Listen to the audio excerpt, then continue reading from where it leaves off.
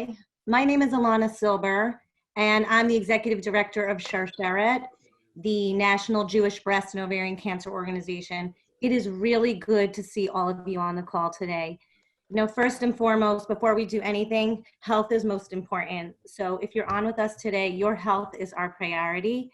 Surgeries is doing this as part of a webinar series. We know that the information changes minute to minute, day to day. We've been getting questions online and trying to get to everything that you are concerned about. So if you have a question, if you could stay muted, feel free to send it to the chat. This call is going to be recorded because we would like to transcribe it to have a written transcript. If you want to remain anonymous, you can take yourself off video. Stay muted if you can, so everyone can hear the information. We know we're all at home and we are facing additional challenges. The virus itself is very serious, and our health conditions as it relates to breast and ovarian cancer are also very serious. And we want you to know that we're here with you. We know you're in your homes and you need emotional support and you need mental health counseling. Surgeries always does this by phone and by email, and you could reach out to us. We have a team of social workers and a genetic counselor. Anytime, schedule a call. We are here for you one-on-one, and now together we're coming as a group, as a community. We are going to get to your questions with Dr. Samuels. If you can add them to the chat, we'll be monitoring them. We're really privileged to have Dr. Samuels with us today. Dr. Samuels is literally on the front lines, helping women and families and anyone to get through this crisis that we're in. Just a little bit of background on who Dr. Samuels is, who's taking time out for us. So thank you, Dr. Samuels. Dr. Stuart Samuels is an assistant professor of radiation oncology at the University of Miami's Sylvester Comprehensive Cancer Center. He specializes in treatment of breast and head and neck cancer. So he's joined us today to answer your questions about living with cancer and COVID-19. He'll start with a very brief presentation, and then we'll start to get to the questions. So at the end, if your questions haven't been answered, still feel free to send them to us. We will get you answers within the next 24 to 48 hours. So I'm going to turn the floor over, and thank you everyone for joining us, and stay well. Hi, everyone. I hope you can all hear me. Thank you very much, Alana. Thank you very much to Surgeries for giving me the opportunity to speak to everyone today. So I'm Stuart Samuels. I'm an assistant professor of radiation oncology, and I do specialize in breast cancer and head and neck cancer. And today I just want to clarify that I'm not going to be giving any specific medical advice. I'm just going to be talking about general recommendations, what we're doing in our facility, how I'm treating my patients, what we're doing in our department, what we're doing in our hospital. But if you do have any specific questions related to your care, you do need to talk with your medical provider. We are in a sort of an unprecedented, scary time where we're dealing with a pandemic that the likes of which we've really never experienced before. And so there is a lot of confusions and questions about what that means with regard to cancer care. And so hopefully I'm going to address a lot of those questions today from my perspective and my experience. And so when we're dealing with a pandemic, first and foremost, we have to protect the health of the population over the individual. And that's why you can see I'm working from home today, and most of you are home, and there is a mandate now that we're really trying to keep everybody at home as much as possible with the shutdown of pretty much of the economy. And that also means protecting our healthcare system. And we're really trying to not overwhelm our healthcare system because we know that there's going to be a lot of infections that are going to be coming in. We also want to limit the exposure of patients and healthcare workers from unnecessary exposures. And that means the canceling of all non-urgent and elective procedures. Now, this does not generally include cancer treatment. So when it comes to the population of the community, or the population health versus individual health, cancer care of the individual does take precedence, at least at this time. And this is a constantly evolving situation. And so I do recommend everybody stay on top of what Dr. Fauci is saying and what the CDC recommendations are. But overall, we are continuing cancer care as usual with a few exceptions, and I'm going to be talking about those in the next few minutes. Routine follow-ups are being postponed or canceled in our healthcare system and across healthcare systems across the country. And they're becoming, either they're being postponed, they're being rescheduled, or they're becoming telehealth encounters where patients are going to be communicating with their healthcare provider via the internet or via Zoom or whatever interface that they have, again, to protect the healthcare system as well as protect the patient and the healthcare providers.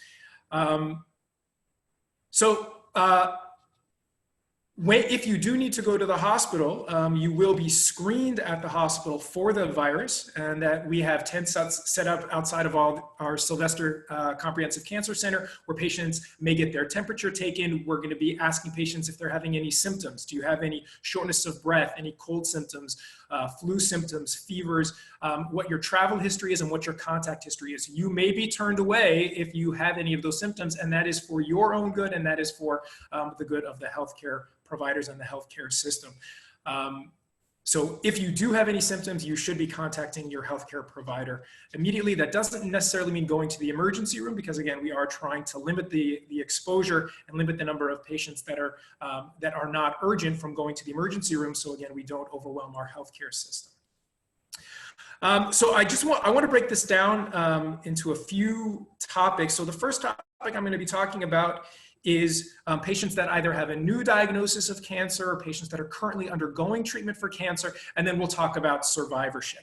So for patients that have a new diagnosis of cancer, we are continuing with the scheduled staging studies, including CT scans, PET scans, bone scans, biopsies, person-to-person visits with your provider for the workup and management. And that's because those are not considered elective. Those are considered required and urgent and need to be done in a timely fashion. It may mean that you may get a call from radiology canceling your bone scan, for example, and then you may need to call your provider and let them know that you were canceled because it was considered elective, and then your provider may need to follow up with radiology and clarify that no, in fact, this is actually urgent and needs to be done as a priority. And I have been managing my patients' radiology appointments to make sure that those that are required are getting what they need.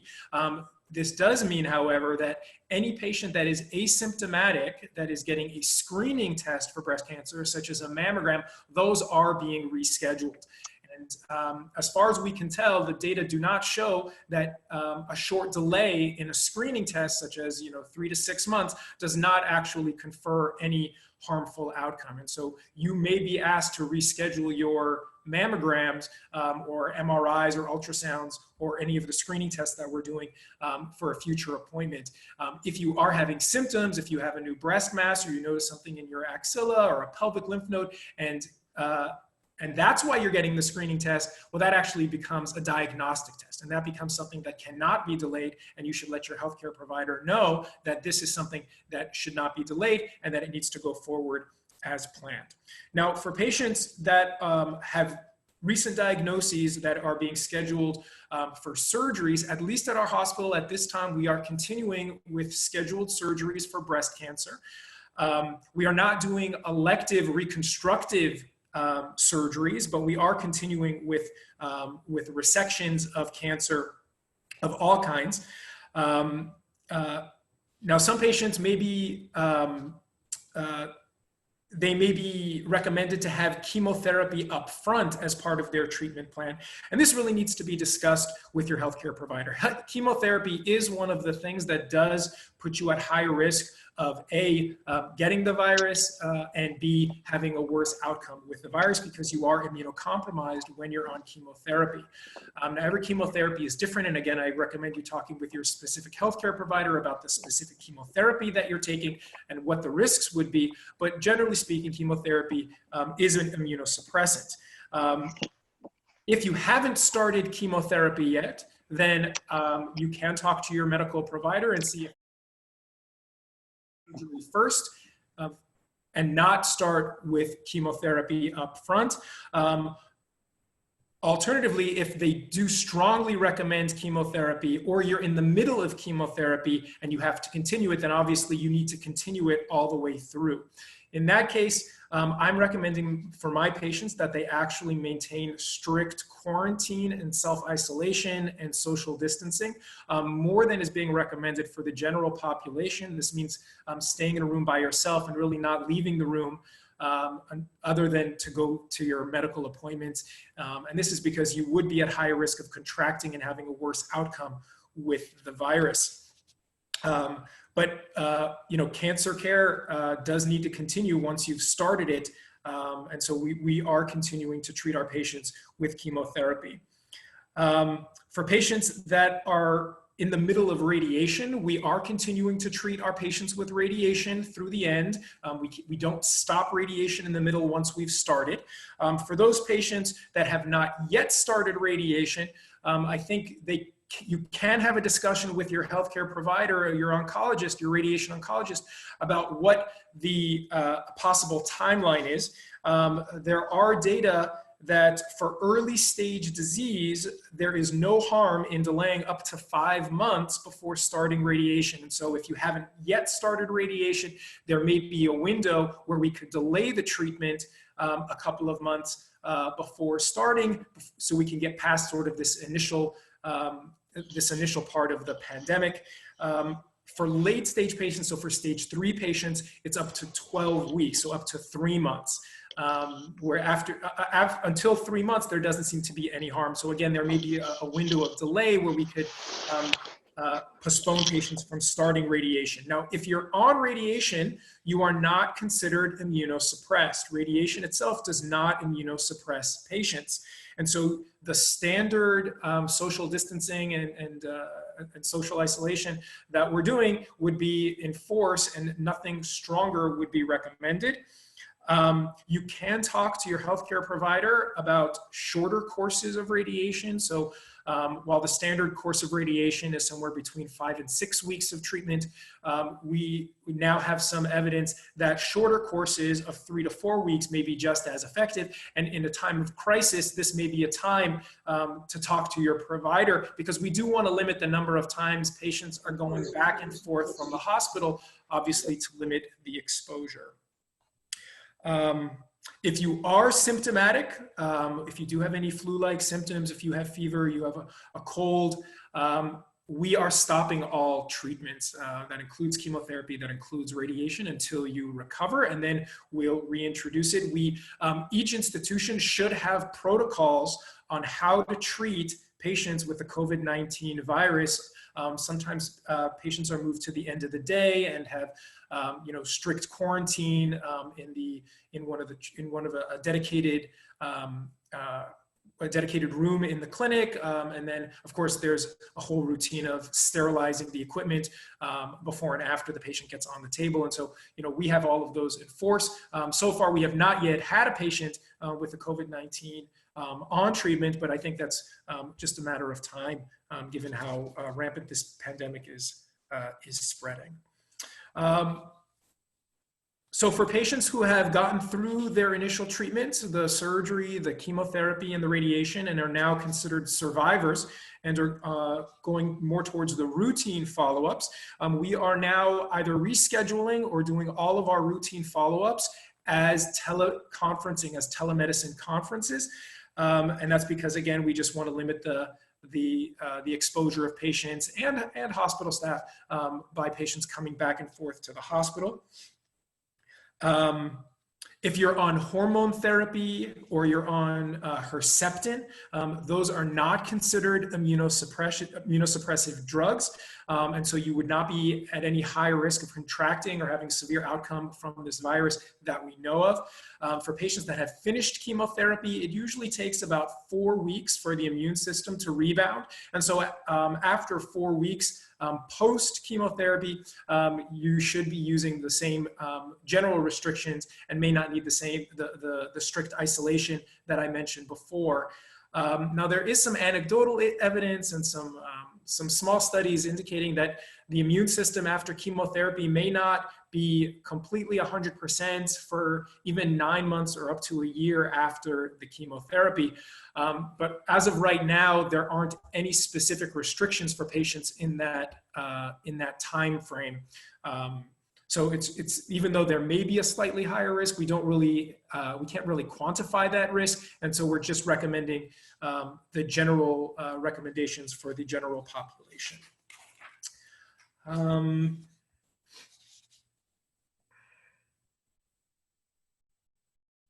I think that's it for my initial presentation. I would like to just mention that survivors having a history of cancer is not considered a high-risk feature for this virus. The high-risk features are anybody that's actively immunosuppressed, anybody with coronary vascular disease, someone with diabetes, or chronic obstructive pulmonary disease. There was a question about whether or not radiation for breast cancer, radiation to the lungs that may cause pneumonitis or radiation scarring would increase the risk of either contracting or having a bad outcome from this virus. The honest answer is we just don't know. It's too soon to know any of that. But the risk of radiation scarring after radiation therapy to the breast is actually very low. It's only about 1%. And so right now, there's no specific altered recommendations for patients in that category who are worried after their radiation whether or not they have the virus. Now, if you do contract the virus and the virus does attack your lungs and you do have some radiation scarring, I think theoretically there would be a chance that if you don't have as much lung capacity that you may be at higher risk of a bad outcome. But we really don't know the answer to that right now. I guess the most important thing for everybody to do is to just take this very seriously for cancer survivors, cancer patients, and the general population. We want to limit exposure as much as possible, but we also want to do it in a thoughtful way so that patients who are undergoing treatment are continuing to get their care that they need while recognizing that the health of the population is at stake here. So now I'm going to open the floor and answer any specific questions that people might have. Okay, so thank you, Dr. Samuel. That was really helpful and concise and clear. The way we're going to run this, because there are almost 500 people on the call, is we got a lot of questions in advance. I'm trying to capture them as they come through chat. So I'm going to be consolidating into groups. Again, we will be able to answer specific questions. Again, not medical advice. This is general guidelines and information as it relates to what you're going through, but we definitely encourage you to take whatever information you get today and bring it to your healthcare professional. You're not acting on anything that we're saying. You're taking it to your healthcare professional, anything that's considered medical. But we want to try to clear some of the misinformation that's out there and try to calm some of the hysteria and put you in a place where you have a direction. So one of the questions that we said that keeps showing up, and I know that you addressed this somewhat, about who is immunosuppressed. So you mentioned a few things, but while the call's been going on and in advance, there were callers asking specifically about Ibrance, Xeloda, Xgeva, tamoxifen. Now we can't go through everything, but is there a way to tell people, are they considered immunosuppressed, and what should they be doing differently? Should they be doing anything differently? Yeah, so anything that's considered a hormone therapy, so tamoxifen, anastrozole, letrozole, those are not considered immunosuppressants. So I know a lot of patients are taking those for years after their treatment. Those do not put any patient at higher risk as far as we know. All of the chemotherapies, so Xeloda included, and then all of the taxanes, the doxorubicin, all the ones that patients get when they're in active treatment, those all do affect the immune system and will put you at higher risk. The risk starts about a week after you start the chemotherapies, and it lasts for about 4 weeks after you finish the chemotherapies. That's the best data we have right now.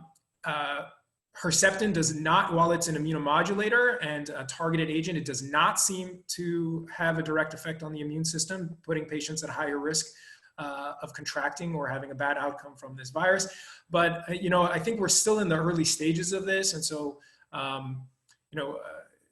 there may be some unknowns to a lot of this information, but it's really only patients that are in active treatment that are considered immunosuppressed. And active treatment, I mean with chemotherapy. Post-surgery, for a few days after surgery, we do recommend isolation, and that's just because while the immune system is fighting to recover from surgery, we don't want it to have to fight another insult. And I already discussed radiation. Radiation itself does not immunosuppress. So just to follow up on what you just said, so if someone had a hysterectomy with a BSO on Friday, you think, would the recommendation be for her to have complete isolation? No, I don't think so. I don't think so. Talk to your doctor, but the hysterectomy itself should not put her at higher risk of an infection. Okay. So one of the questions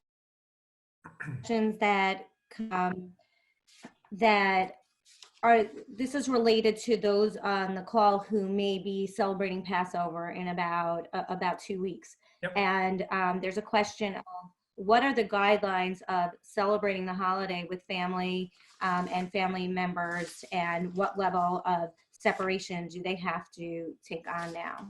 Yeah, so I think this is something that's evolving over time. And as we get closer to Passover, I think schools are going to start making recommendations.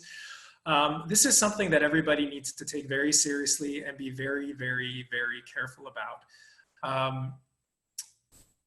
There is any guests that you're going to have over Passover are going to increase your risk of contracting this virus. The virus can spread in asymptomatic patients for up to 2 weeks. And that means that we don't really know who's exposed and who's not exposed. The same social isolation that we're doing, we're asking people not to go to work and, to limit your travels outside of the home, not to go to any social gathering places, restaurants, all of that really still applies to your family members. I don't want to tell people that they shouldn't have guests for Passover, but it could mean that you're putting yourself and your family members at risk of contracting this over that time period. I would just recommend having people talk to their synagogues and what the synagogues are doing. I mean, generally speaking, if a synagogue is closed and they're not allowing people to even come for a minyan, it really generally means that we're really trying to avoid any kind of company in the home. I can tell you right now, my plan is to not have any guests other than my immediate family at the Passover Seder. Now, again, this may change, but that's what's happening right now. I know people are there was some questions that I've seen about family members who are coming home from Israel or teenagers coming home. My recommendation, and I think the recommendation that the government's giving, is really all of those people should be quarantined for at least 2 weeks, or actually for 2 weeks, kept in isolation, and then they can rejoin the family. If they come back, within the 2-week period, the risk is that they may get it from you, you may get it from them, but you have to sort of establish what you think that risk is. And, if you have a very elderly family member with a lot of medical problems, then, you'd have to consider that, whether or not you want to include that, the person coming from out of country at your Seder. Okay, thank you. There's a lot of conversation on the internet about boosting your immunity. Is there any validity? Is there any real science behind any types of vitamins, herbs, foods that can help cancer survivors bolster their immunity? Is there any wisdom coming out there that's valuable? So unfortunately, no. There doesn't seem to be any supplement or any vitamin or mineral that boosts the immunity in such a way that really influences the outcome of this virus that we're aware of. I think, it's always good advice to eat healthy and make sure you have a, wide variety of vitamins and minerals and vitamin C and, vitamin A and all that stuff. But overall, there doesn't seem to be any supplement that seems to be boosting the immunity to help either cancer survivors or anybody in the general population. It's really about at this time, it's really about not exposing yourself and finding a way to avoid as much exposure as possible. So limiting outings, social distancing, etc. So this question came in from someone about getting a second opinion. They're following up on thyroid cancer. They had surgery already and RAI, but there's a dispute on how she should proceed or he should proceed. Is this something generally that the second opinion can wait until this pandemic has calmed down or passed, because traveling might be an issue? What is your suggestion? Yeah. Or what are the recommendations out there? Yeah. So I don't want to, I mean, so to address this patient specifically, if the patient's already had surgery and RAI for a differentiated thyroid cancer, they may be done with their treatment. And so they've already had the primary treatment, whether or not they're going to get another bout of RAI or directed radiation therapy. There actually is a window to wait for those patients that have differentiated thyroid cancer. Again, I don't know this patient's specific pathology and situation and stage, but there could be a window here. What we're doing at Sylvester is all of our second opinions are actually becoming telehealth second opinion. So we are not canceling those appointments because we do know that patients are very anxious and we do want to make sure that there is no delay in their cancer care. But we also know that for a lot of these second opinions, it's really just a matter of reviewing the imaging, reviewing the pathology, talking to the other providers, and talking amongst ourselves, amongst our radiologists and pathologists and surgeons, and coming up with a consensus. And the direct patient provider interaction can actually be done just as effectively remotely in many of those situations. So where that person is looking to get a second opinion, I would probably ask if they have any telemedicine set up so that the second opinion doesn't have to be delayed. Okay, so this is a question about, we keep hearing in the news and that if you have had cancer, you're at increased risk. We've heard if you have diabetes, if you've had heart disease. Are they all weighted the same? And what if someone's living now with stage 4 cancer? Yeah. So I think a lot of what the government is trying to do is they're trying to make general recommendations and general guidelines and trying to let people know that sort of everybody's at risk. There are some things that may put you at a higher risk. So just having a history of cancer, it seems, does not, that in itself does not put you at a high risk unless you are, as I was saying, on active treatment. Now, a lot of patients who have cancer also have a lot of these other comorbidities. They often tend to be older, they tend to have heart disease, they may have diabetes. And so in that case, they are part of the population or the at-risk population for this virus. For patients that have stage 4 cancer, so stage 4 is for when the cancer has spread outside of the primary site and is now spread to other parts of the body. It really is dependent on what other body sites it's affected. Is it affecting the lungs and compromising the lung capacity? Is it affecting the bone marrow and causing the blood counts to drop? So you're immunosuppressed. And it also depends on what types of treatments the patients are on. It very often happens that patients that have stage 4 cancer are sort of on constant active treatments, that they're cycling between chemotherapy and rest breaks in between their chemotherapy, or targeted agents and rest breaks. And so since they're sort of always on active treatment and they're constantly seeing their healthcare providers at regular intervals, just going back and forth to the hospital constantly, which is required in those situations, may put the patients at higher risk. So I don't think that it's the cancer diagnosis itself. I think it's much more specific to the type of cancer, what organs the cancer is affecting, and what types of treatments the patient is on. And for any individual case, I would recommend they talk with their healthcare provider. But yeah, overall, the at-risk features are really age, diabetes, heart disease. And that's because if you get the virus and you have any of those comorbidities, then your natural reserve of fighting the virus is going to be much lower. That doesn't seem to necessarily be the case in patients that are either A, cancer survivors, or B, have limited stage metastatic disease. Thank you. So we have a lot of people on the call who are BRCA positive. You know, Sharsheret is a Jewish organization. While we help everyone, a large part of our population are Ashkenazi Jewish. So they're at 10 times greater risk to carrying these mutations. And we have some on the call today who are cancer survivors who've had some surgery and treatment, but now are scheduled for prophylactic surgeries, to you know, oophorectomies, second mastectomies, and they want to know, is the medical community consider these elective when they are certain ages that they've been waiting now to do these surgeries, and they're concerned about getting either a recurrence or even a first-time cancer because of the pandemic. Could they advocate for themselves, or should they be advocating for themselves that these are not elective surgeries, but these are essential surgeries? Yeah, so in fact, they are considered elective surgeries. So anything that's prophylactic is considered elective.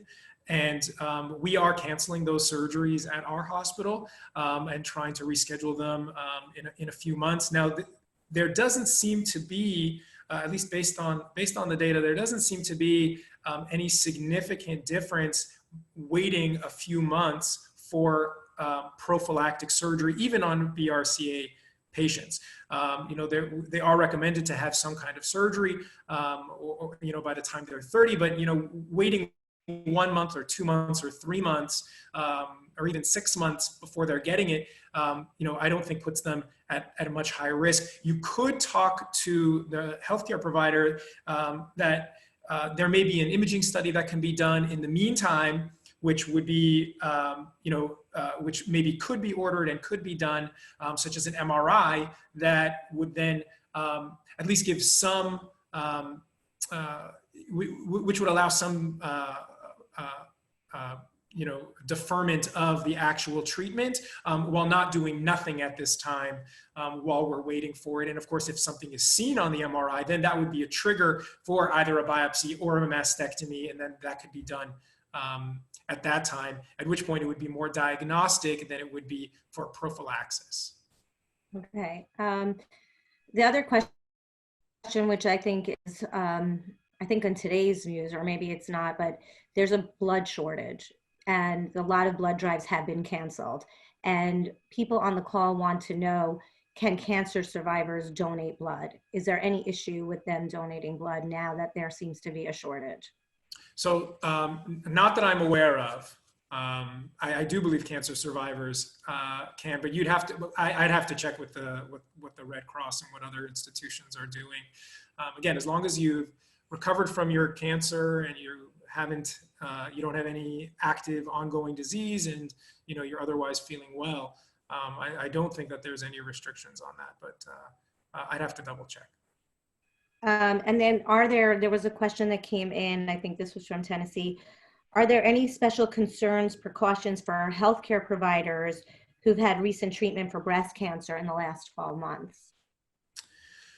So the answer is no. You know, as I was saying before, if she's a survivor and she doesn't have any ongoing treatment with chemotherapy and she's recovered from the chemotherapy, and even if she's on hormone therapy or Herceptin, there doesn't seem to be any recommendations right now other than the standard recommendations of making sure that you're wearing all of the PPE, the personal protective equipment, which includes a mask with a face shield, the gown, the gloves, and then, you know, any, you know, all the social distancing that we're doing. And then, of course, the telemedicine whenever possible. One of our callers is in California, and she's asking about what should I do about my living arrangements if my husband, cancer survivor, if my husband works as a nurse in a hospital. Is there anything that means differently? Well, first, I guess, you know, this is a time where I think, myself included, we're all very appreciative of all the healthcare providers that are on the front lines, that are, you know, really facing this down, you know, in this global crisis. You know, so I'll tell you what I do is, you know, when I go to the hospital, our hospital has now mandated that everybody wears scrubs. So you need something that's easily cleaned, easily washable. We have gowns and masks and gloves for all patient encounters. We have And then when I get home, shoes stay outside, clothing comes off right, before even entering the house, making sure you're washing your hands well, and, just trying to keep your household clean from any viral particles. There, there's no way to protect ourselves 100% when we're healthcare workers. And that actually is one of the, we also have to recognize that the family of healthcare workers are also sacrificing somewhat their safety by living with someone. I do know of a healthcare provider who is now living in his garage because he really is trying to do everything he can to protect his family. That is an option as well. I'm not taking it to that extreme, but I am being extra careful to make sure that I'm covering my sneezes with my elbow, and that I'm washing my hands constantly, even when I'm in my house. I'm not touching my face. All of these things that we're trying to do to protect our family members are in force. But when we have a lot of sick patients, somebody has to take care of them, and we have to do, we've taken an oath to take care of our patients. And even though our family members haven't taken an oath, they often are in it right with us at the front lines. So there are questions coming out. There's a lot of conversation about medications that are actually treating or speeding recovery for COVID-19 if someone is diagnosed with COVID. Is there anything that you can share, anything new about that, about treatment? Yeah, I mean, there's nothing other than what we're seeing by Dr. Fauci and the clinical trials that are going to be started with chloroquinolone. But for right now, there actually are no FDA-approved treatments for the disease, and everything that's going to be started is going to be on a clinical trial.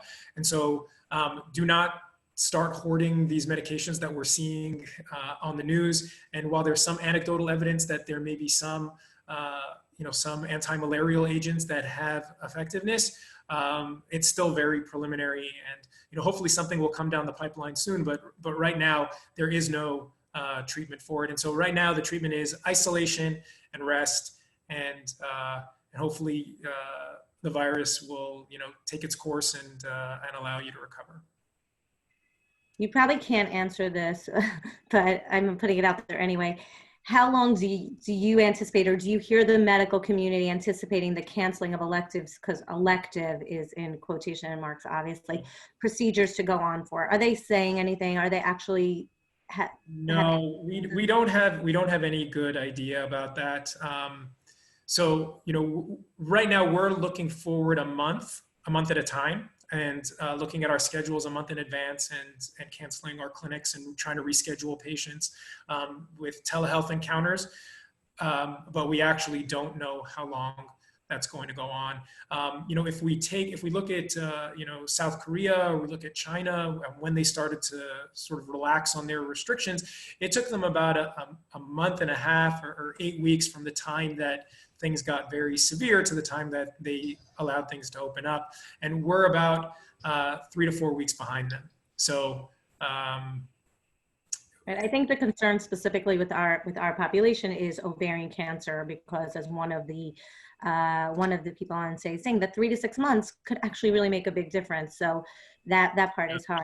The other thing that people are concerned about, if there are, I would just say in that case, they should be talking to their medical provider and looking at their individual risk. And if together they decide that the risk is very high, either because of their age or because of their previous cancer, then that should be considered. And then you'd have to talk with the surgeon and talk to the hospital and make sure that everybody understands that this is not elective, that this is preventative, or this is rather this is a treatment. And is there talk about setting up satellite spaces for these kind of elective surgery screenings if the pandemic continues, so that they don't have to go to a hospital and then schedule, let's say, one patient at a time? Is that something that's being discussed or considered? I haven't heard that at our hospital yet. That may be coming in the next 1 to 2 months, but right. For right now, no. And if there are people who don't show symptoms, so we know that we've been hearing that, right? People are walking around that they're not showing symptoms, so they don't know that they have corona. Is the hospital doing anything to ensure that the people they're screening are really actually corona-free? Or it's just No, unfortunately not. And so we're at a shortage of tests, and we're a shortage of masks and personal protective equipment. And so, ideally we would like every patient that's walking in to have a mask, every healthcare provider to have a mask. We just don't have enough of it. And we are trying to balance the risk-benefit ratio of having patients come for their medical treatments. And we know that patients that are undergoing radiation need to continue their treatments. And so we let them come in and we try to distance ourselves and wipe down the equipment as best as we can. But we do recognize that there is no safe encounter with anybody these days. And so that anybody could be a potential locus of the disease. And so we are taking that risk. Patients are taking that risk. Healthcare providers are taking that risk. Yeah, that's what actually makes this virus so dangerous, is that it has asymptomatic shedding that we just can't screen for. And it turns out that most patients that are now coming down with the virus have no known contacts. And so it's just in the community. Right. So I want to answer, there's a lot of questions coming in on specific medicines. So Dr. Samuels did review general ones because again, I guess the biggest question is, are we immunocompromised as cancer patients, cancer survivors? So I know that you've gone through a number of different drugs and different treatments. If anyone has specific questions, again, I definitely recommend you speaking to your healthcare professional. We're not providing medical advice for your situation. We're giving general guidelines as COVID-19 relates to breast cancer, ovarian cancer, and then if other cancers came up, we address those questions. We are recording this call so that it will be posted, I think, on YouTube afterwards, so you can hear it, and I think we're getting a written transcript as well that you can search for it. I think we've covered a lot of questions. If anyone wants to type in anything now that really felt that hasn't been covered, then I'm happy to bring it forward. Otherwise, any other questions that come to mind, this is not the end of the conversation. This is just the beginning. We will be compiling all the questions. We will get back and post it wherever this is posted. We will have the answers. We'll let everyone know where it's posted. We can get you those answers in the next 24 to 48 hours. We will be scheduling another webinar in the next week or so. This one will be focusing on navigating loved ones' cancer diagnosis and the COVID-19 outbreak. Hi, so I apologize. My computer shut down, so I lost connection. I don't have any new questions. I mean, I guess the only thing maybe we didn't talk about, which is not related to treatment and immunocompromised, is lymphedema. Does lymphedema make you immunocompromised? No. So lymphedema is just the backlog of the fluid in an organ because the draining is blocked either by surgery or radiation.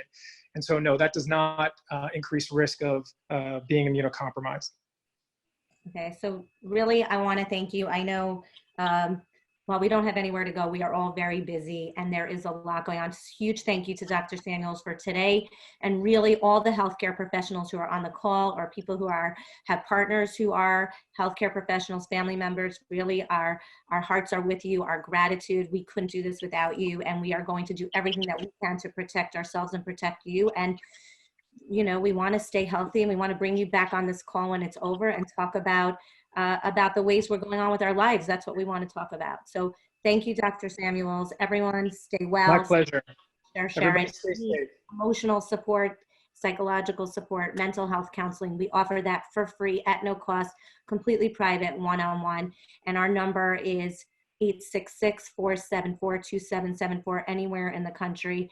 And you can also email clinicalstaff@sharesharit.org. Our social workers, genetic counselor, everything is available to you. You are our priority, your health and your well-being.